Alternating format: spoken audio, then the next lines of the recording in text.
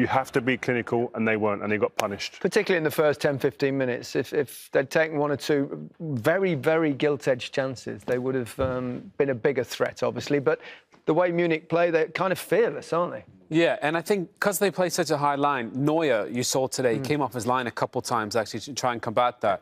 And I think that stopped the first chance that Lyon had. I think it just put, was it Memphis? Yeah, Depay. Cambi, just put him off for a second, but... We were just thinking, if you think about Mbappe, Neymar, Di Maria, in those spots, they're goals. So it'd be interesting to see if Hansi Flick tweaks it, because, as you said, Lyon caused loads of issues. They just weren't clinical enough. No. And it promises to be a terrific final. I mean, you can't see anything other than lots of... No, I won't say it. Oh, goals. There's got to be goals. The way this Bayern team set up, press high to win the ball, yes, which is great. This is the way the game's gone so much in recent years. Leave himself wide open at the back.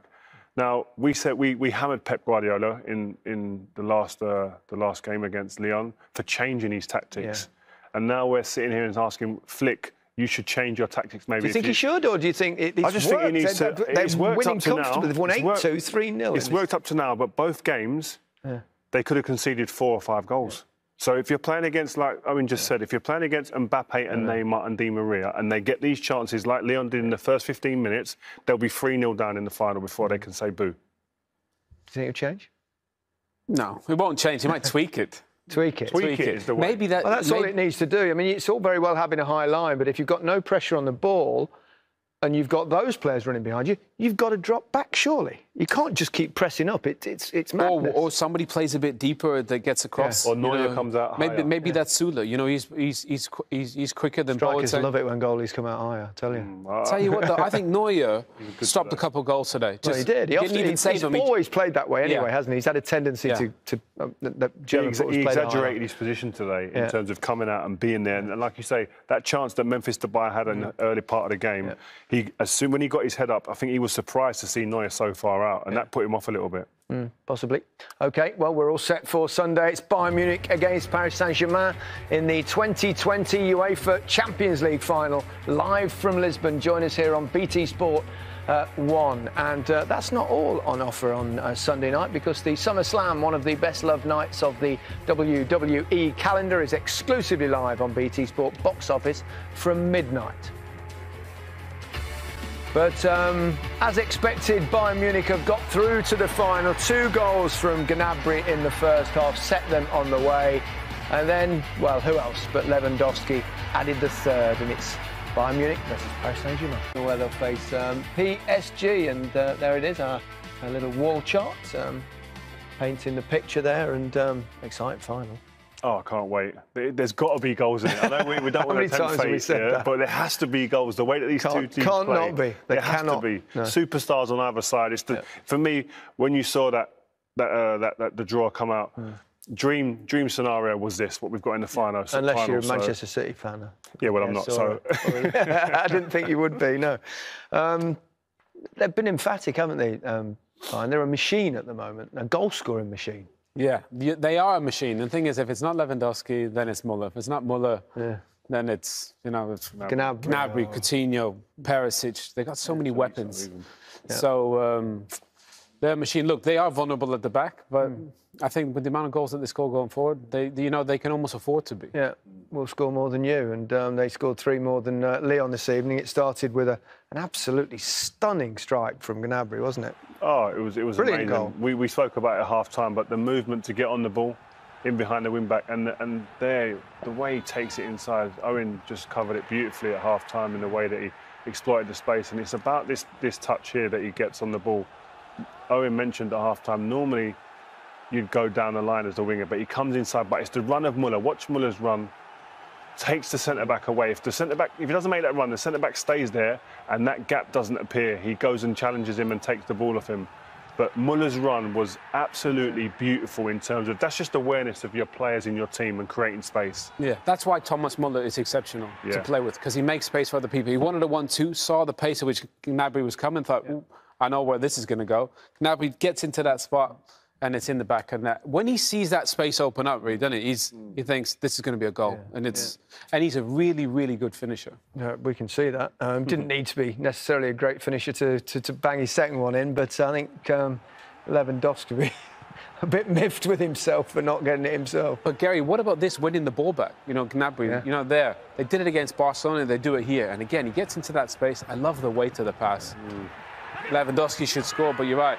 Doesn't need a great finish there, but... You've got to be there. Yeah, but the thing is, just that way to pass, you know, just all the Bayern players, they're really unselfish. They look for each other and they come in waves, they flood the box, and they are really relentless. That's one thing I think PSG are going to have to be aware of is that giving the ball away in your own third of the pitch, middle third of the pitch, these guys, they don't mess about, they go for the jugular, they go to the heart of your team to score goals.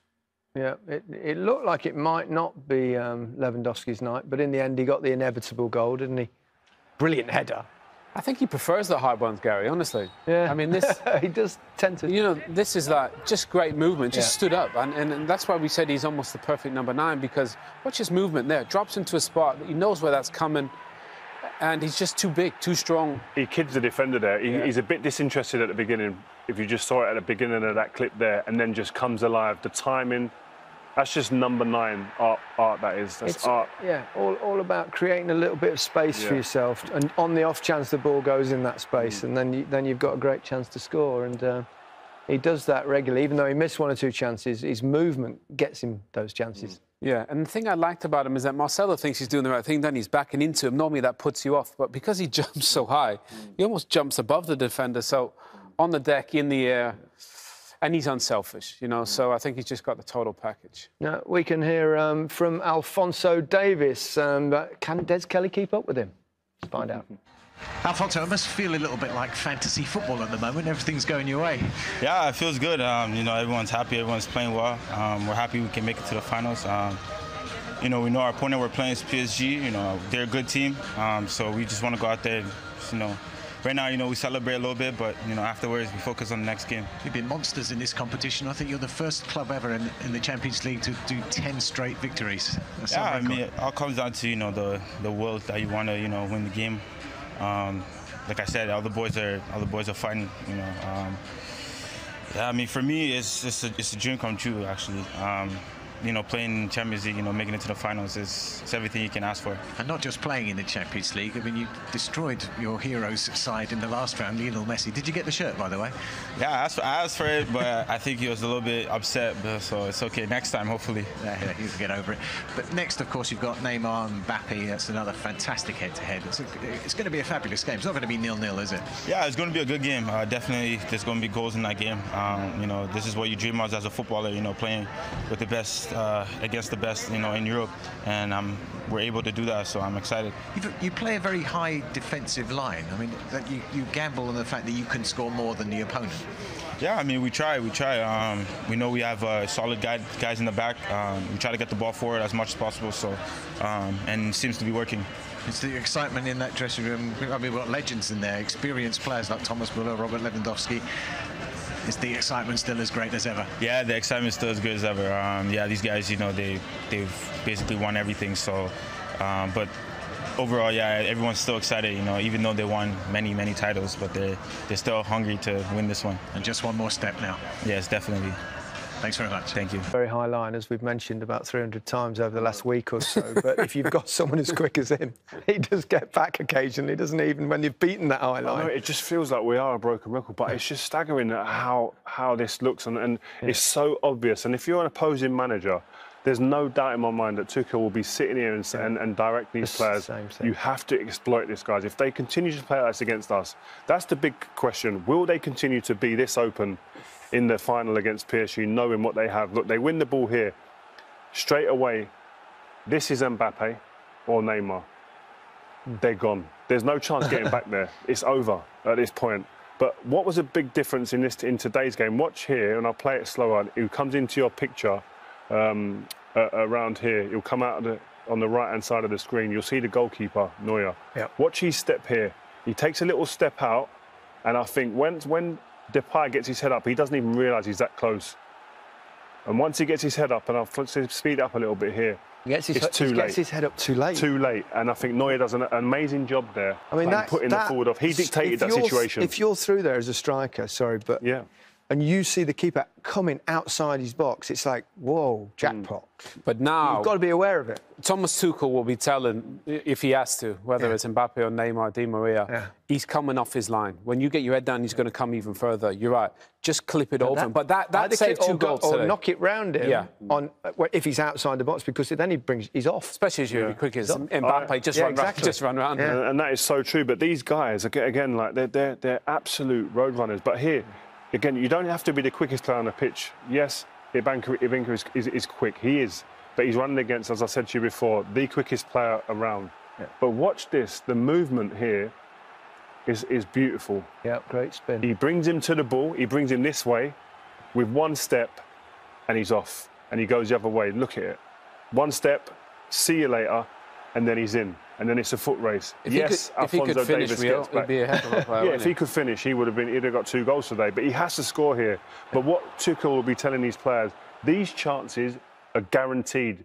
This isn't nothing new what we're seeing here. This is something we're seeing game in, game out. And the quality on the opposition side have not been good enough to finish those chances off. It's good effort, though, to get to the semi-finals, to get this far. And they do produce lots of young talent. We might have seen the next one.